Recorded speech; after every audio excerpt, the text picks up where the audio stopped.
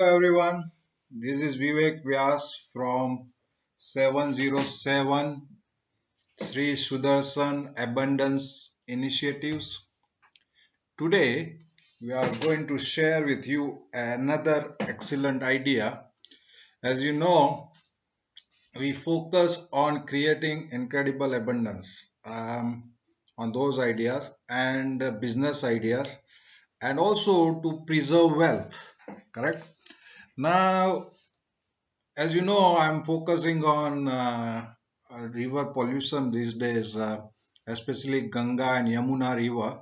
So this is a suggestion that I have for the business community of India, NGO, as well as even government. The suggestion is very simple. Why can't we set up a fund or funds to go and buy off all the tanneries that are there in Kanpur and all those cities across Ganga and buy them off and then close them down and burn whatever rubbish they have it inside. For example, like clothes and certain rubbish and whatever it is that can be burnt. The other things is basically decontamination of those places. So there is a business case for this, I would say. Assuming you are putting all this money to clean Ganga, and on the other hand, you put this maybe similar money to, or even less, very less, to buy off all these businesses and close them down.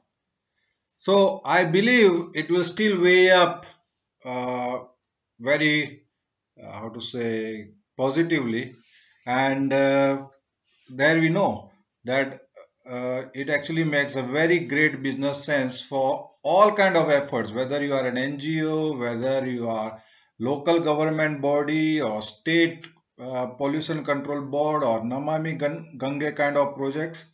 Also, what can be done is to shift them to places like Rajasthan or let's say desert of some uh, like Gujarat or anywhere where you run this industry in the worst of the places based on our reverse osmosis technology. Basically, you bring you basically plan the whole area for this kind of industry and you bring in the, how to say, the seawater, uh, turn them into fresh water using reverse osmosis and then employ the latest and the greatest of the technologies out there while planning for such a industry shift. So I think we have to shift all these industry, buy them off, and the new companies then can shift it to the places like deserts of India, say in Gujarat or somewhere, uh, or it can be in somewhere in south where they might need it. Now the Muslim communities generally, the business leaders of Muslim communities own these kind of companies, so I appeal to them to do something about it, as well as Hindus. Now the thing is, Hindus would not like, or but maybe Christians can come out as well and say, okay, we need to do something for the country and let's do something like this. Now, Hindus can follow a different philosophy. They can buy the smallest tanneries and slaughterhouses and close them down one by one. They can focus on the numbers and close them down.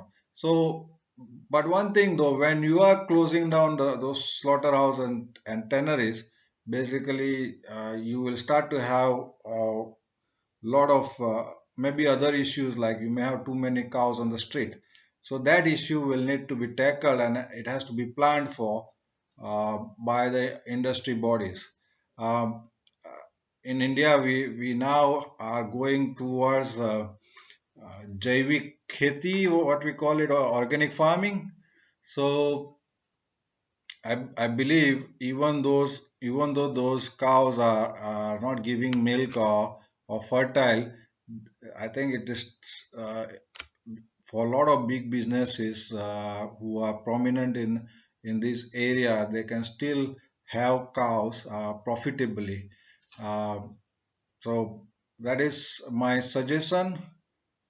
And thanks for hearing. And please subscribe to this channel. Thank you very much.